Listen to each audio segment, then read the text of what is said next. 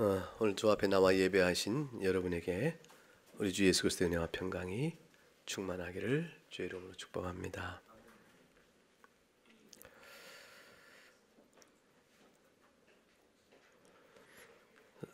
세례 요한이 세례를 베푼다는 것은 그 당시 유대인들에게는 굉장히 사실 이상한 일이었습니다. 왜냐하면 세례를 아무나 그냥 하는 게 아니거든요.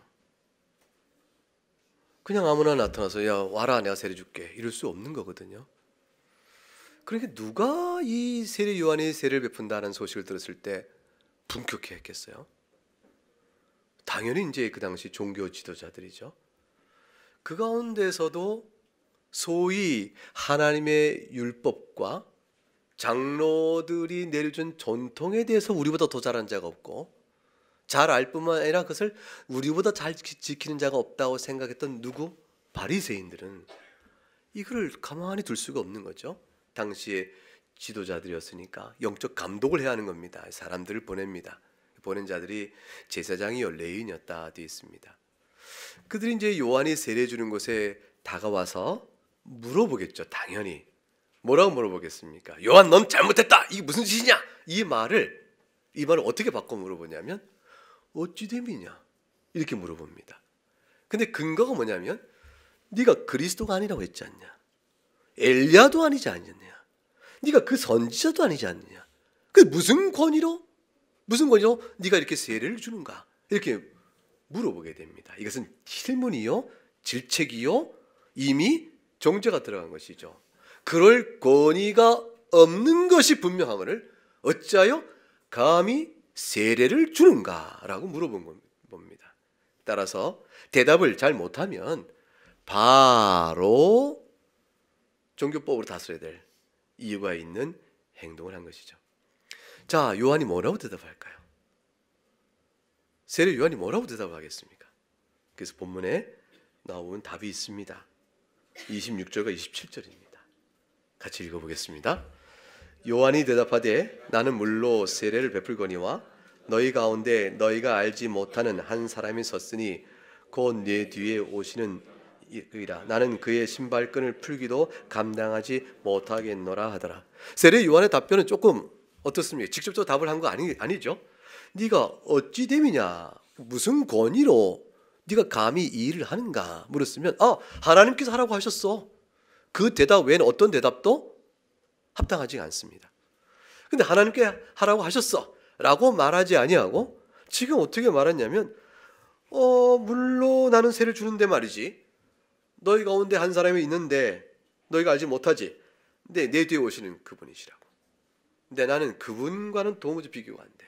나는 그분의 신발끈을 풀는 것도 감당하지 못하겠어. 나는 그분 앞에서 종된 처지도 못되는 자라 라고 오시는 그분에 대한 높음을 말하고 맙니다. 근데 이 말이 어찌 됨인가, 무슨 권위로 하는 것인가에 대한 질문에 대한 충분한 대답이 됩니다. 왜 그럴까요? 그 말은 뭐냐면 너희는 내가 무슨 권위로 세례를 주느냐고 하는가? 나는 물로 세례를 줄 뿐인데 내 뒤에 오시는 그분은 너무너무 크신 분이라 나로는 감당할 수 없는 분일세. 이 말은 내가 주는 이 세례 행위가 내 뒤에 오시는 분과 관계가 있다 이런 말을 의미하는 겁니다. 내 뒤에 오는 분과 어떤 관계가 있냐면 그분의 권위로 하는 세례요, 그분이 하신 일과 관련된 세례라는 사실을 세례 요한은 염두에 두고 답을 그렇게 한 것이에요. 단순히 자기가 하늘로부터 보냄을 받았다, 하나님으로부터 보냄을 받았다는 말의 간단한 표현보다 더 중요한 내용은 뭐냐면 자신이 베풀고 있는 물로 주는 세례의 의미에 대한 분명한 내용적 전달입니다. 이것은 세례 요한의 입장에서는 회개하고 천국이 다가왔다라고 해서 회개하라 하고 요한이 세례 주는 것으로 다 나와야 할, 예외 없이 모든 사람이 나와야 할 이유를 분명하게 보여주고자 함이 되어지는 것이죠. 그래서 이런 대답을 했는데 저들이 알아들었을까요? 이제 이 대답, 세례 요한의 질문에 대한 즉각적인 대답을 이 두 절로 제시한 이후에 요한복음은 요한복음을 쓴 사도 요한은 우리의 이해를 도모하기 위해서 요 대답에 이어서 29절부터 34절에 요한이 한 대답을 보충적으로 강화합니다. 다 세례 요한이 한 말을 가지고 사도 요한이 직접적인 질문에 대한 대답의 말에 덧붙여서 그 대답의 의미를 계속해서 29절부터 34절까지 풀어주고 있습니다. 자, 어떻게 풀어주고 있을까요? 네가 세례 줌이 어찌 됨이냐, 무슨 권위로 하는 것이냐 라는 질문에 대하여 뭐라고 대답했다고 그랬습니까? 내 뒤에 오시는 그이라, 그라는 그의 신발끈을 풀기도 감당하지 못한다 라는 것이 대답이었는데, 29절부터 사도 요한, 요한복음의 저자인 사도 요한은 세례 요한의 다음 같은 말들을 계속 이끌어 적습니다. 자, 뭘까요? 첫 번째 29절, 내 뒤에 오시는 그 이가 누구라고 말하죠? 세상 죄를 지고 가는 하나님의 어린 양이라. 세상 죄를 지고 가는 하나님의 어린 양이라는 말은 속죄자이에요. 속죄양. 아니, 속죄의 양이다. 그로 인하여 죄사함의 제물이 있다.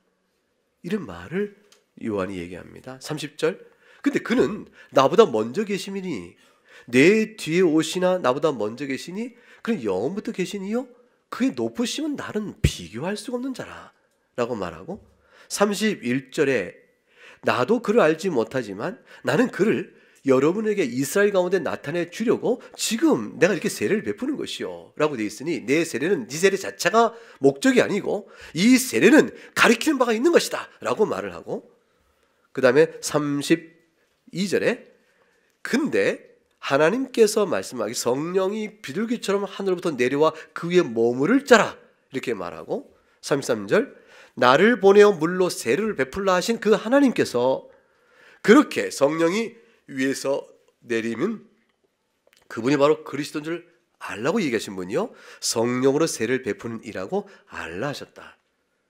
그리고 34절에 그는 곧 하나님의 아들이다 라고 얘기합니다. 그러니까 29절부터 34절의 내용은 하나같이 세례 요한이 왜 세례를 베푸는가는 이유와 권위의 근거를 다 제시해 줍니다. 네가 어찌 세례를 베푸는가? 감히 세례는 임의로 할 것이 아니라 하나님이 명하신 권위여야 됩니다. 하나님이 권위를 보지 않으면 누구나 세례를 베풀 수 없는 것이죠. 그 제도 임의로 할 수 없는 것이죠.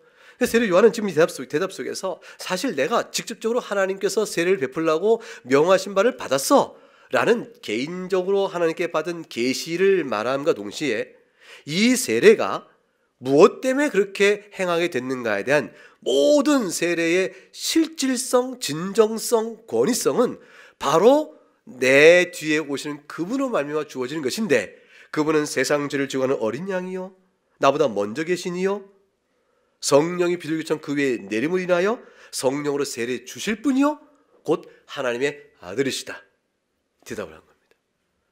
이것보다 더 강력한 요한 세례의 정당성이 어디에 있겠습니까?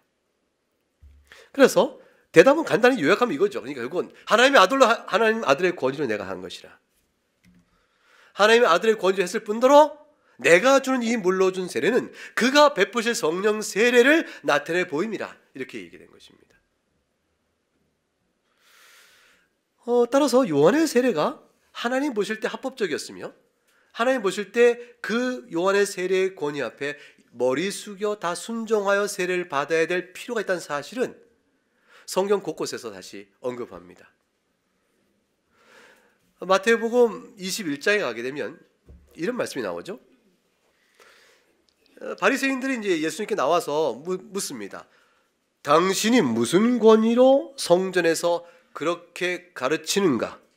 누가 너에게 성전에서 네가 가르친 바를 말하도록 권위를 주었느냐? 이렇게 따져 묻습니다. 예수님께서 뭐라고 대답하시죠?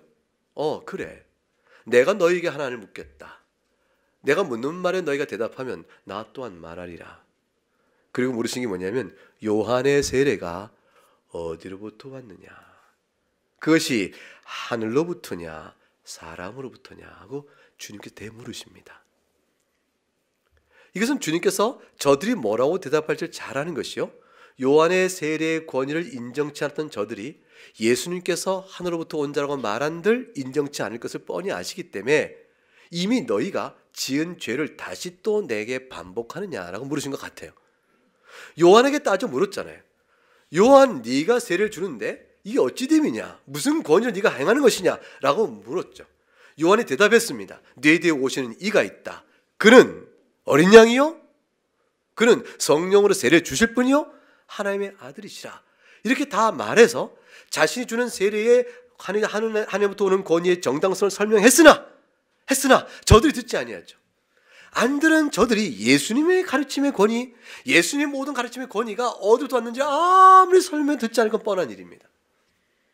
나면서부터 소경된 자의 눈을 탁 뜨게 하시는 은혜를 베푸시자 바리새인이 찾아와 묻죠. 누가 너의 눈을 뜨게 했느냐? 저 예수라.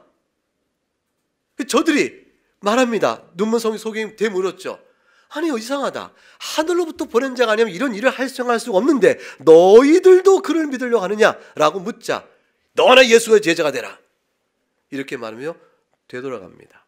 예수님의 말씀의 가르침이건 예수님이 행하신 어떤 사역도 저들에게는 하늘로부터 온 권위요, 하나님께 부르심 받은 자요, 그가 하나님의 약속된 메시아는 데까지 해석을 이끌어갈 전혀 의도가 없었고 자기의 죄 아래 가리워진 눈 안에 성경의 이해가 딱 갖춰져 있었던 것입니다.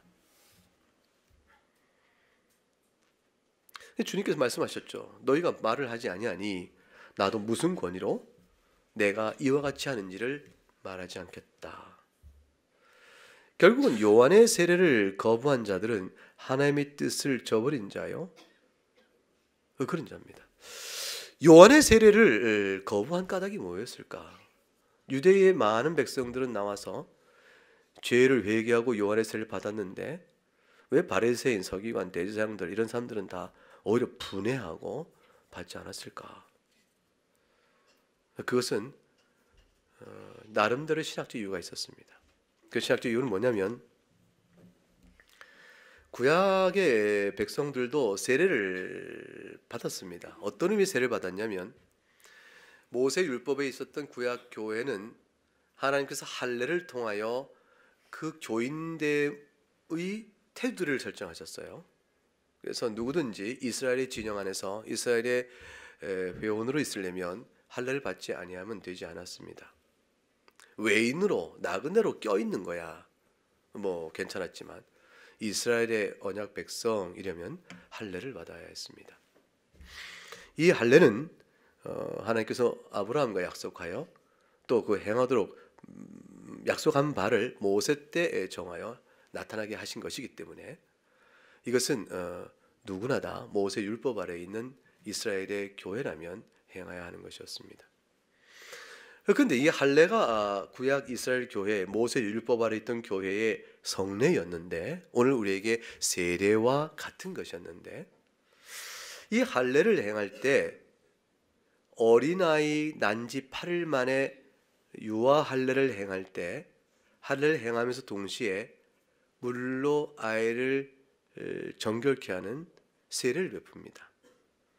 뿐만 아니라 이방인이 할례를 받고 이스라엘 공동체에 들어오게 될 때 또한 정결의 의식으로 세례를 주어 그들을 가입을 시킵니다. 그러니까 구약의 할례를 받는 것이 세례와 같은 성례전적인 의미이지만 성례적 의미이지만 그냥 그 할례를 받는 자들이 새로이 이스라엘 공동체에 들어올 때는 세례라는 구약 안에서도 의식이 있었던 것입니다. 그런데 그 당시에 있는 유대인들은 전부 다 할례를 받은 자들이고 남자들의 경우 그리고 또한 어려서부터 정결의 예에 따라 세례를 받은 자들이 일진데 세례 요한이 유대인들을 향하여 너희가 다 세례를 받으라, 죄를 회고 세례를 받으라 하니까 이것은 마치 전체 유대인을 이방인 취급하는 것과 같게 여겨지는 것입니다.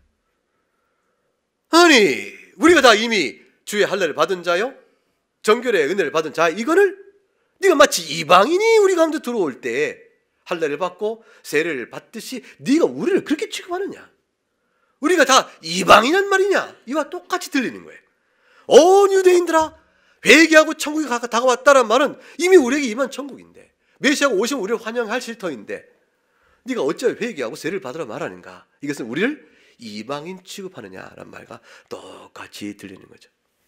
사실은 세례 요한의 메시지는 이방 구약이라는 규례에 따라 저들이 할례받은 자라는 외적인 의미에서의 하나님의 백성이란 착을 부정한 것은 아니지만, 그것이 그들의 마음으로 내면적으로 또는 영적인 의미에서 과연 하나님의 백성일 수 있겠는가라는 부분에 있어서의 회개 요구성이 있었던 거예요. 너희가 다 할례를 받아서 하나님의 자녀라고 말하지만, 하나님의 백성이 말하지만, 하나님 보실 때 너희에게 회개를 요구하시고 심령 중심에 마음의 할례가 너에게 있느냐라고 묻는 것과 똑같은 것이었어요.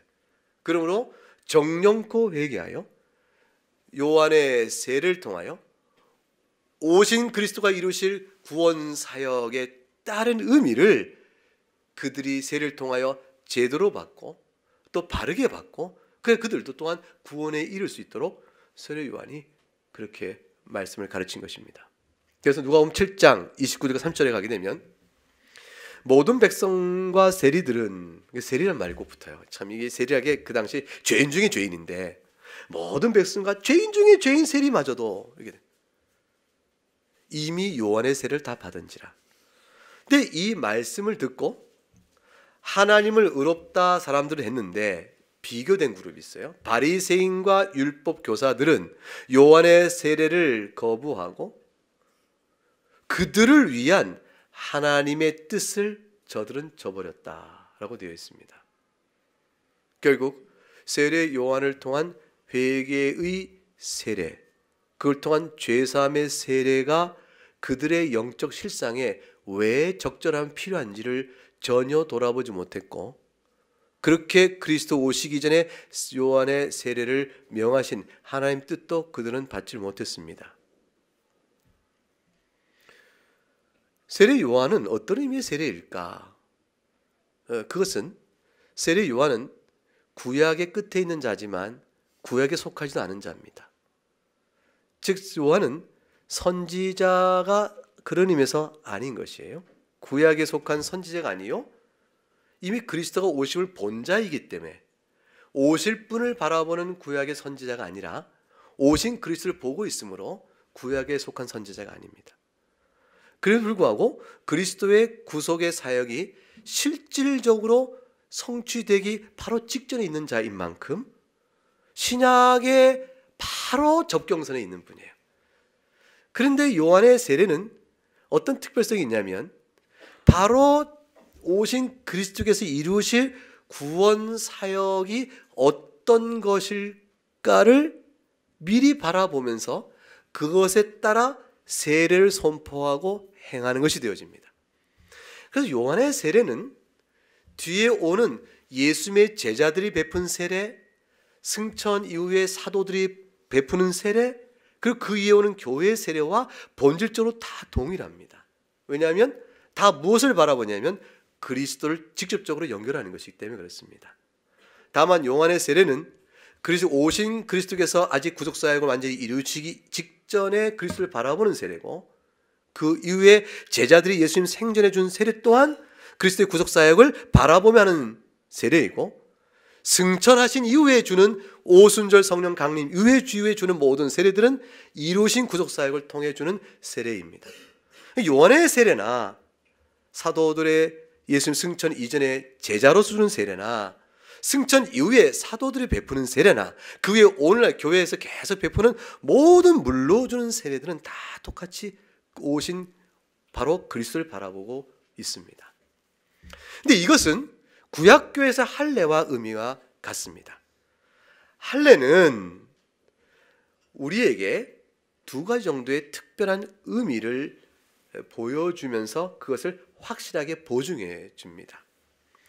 구약교회의 하나님께서 그의 백성들에게 약속하신 중요한 영적 사실이 있는데, 구약 모든 백성이 바라고 기뻐하고 붙들었던 하나님의 은혜의 약속, 그 은혜의 약속이 뭐냐? 그래서 우리 은혜 언약이란 말로 담고 있단 말이에요.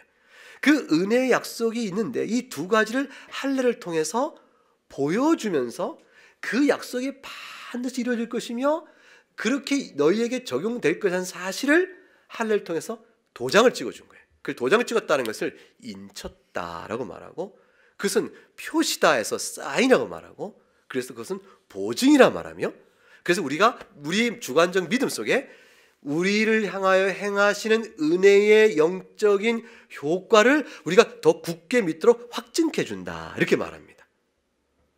그러면 그 은혜의 영적 효과가 뭘까요? 그 첫 번째 하나는 죄사함입니다. 할례는 구약 백성들에게 죄사함의 은혜를 하나님이 베푸신다는 것을 보여주는 사인이었어요. 그리고 그것을 그 약속을 지켜주는 도장인침이었어요. 이 사실을 로마서 4장에서 사도 바울이 이렇게 설명합니다. 자, 로마서 4장을 열어볼까요?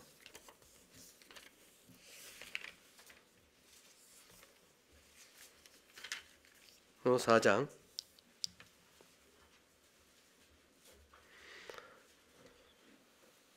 1절부터 보겠습니다. 그런즉 육신으로 우리 조상인 아브라함이 무엇을 얻었다 하리요? 아브라함이 행위로서 의롭다함 받은 게 아니지 않느냐. 3절 성경을 잘 봐라. 아브라함이 하나님을 믿으니 하나님이 그를 의롭다고 여기지 않으시는가. 원리가 이렇지 않은가. 4절 일을 해서 뭔가를 받는 건 사기요 은혜가 아니지 않느냐. 그럼 보수다. 5절 근데 일을 안 했는데 그래서 경건치 않은데 율법의 행위를 지키지 못했는데 경건치 아니한데 그런 자를 의롭다 하시는 이를 믿는 자에게 그 믿음으로 의롭다 여기신다면 이것은 6절에 일하지도 않고 의롭다함을 받으니 이것이 바로 은혜라. 이것이 바로 복이라. 이것이 다윗이 말한 것이라. 7절과 9절 같이 읽어보죠. 시작. 불법이 사함을 받고 죄가 가리움을 받는 사람들은 복이 있고 주께서 그 죄를 인정하지 아니하실 사람은 복이 있도다 함과 같으니라.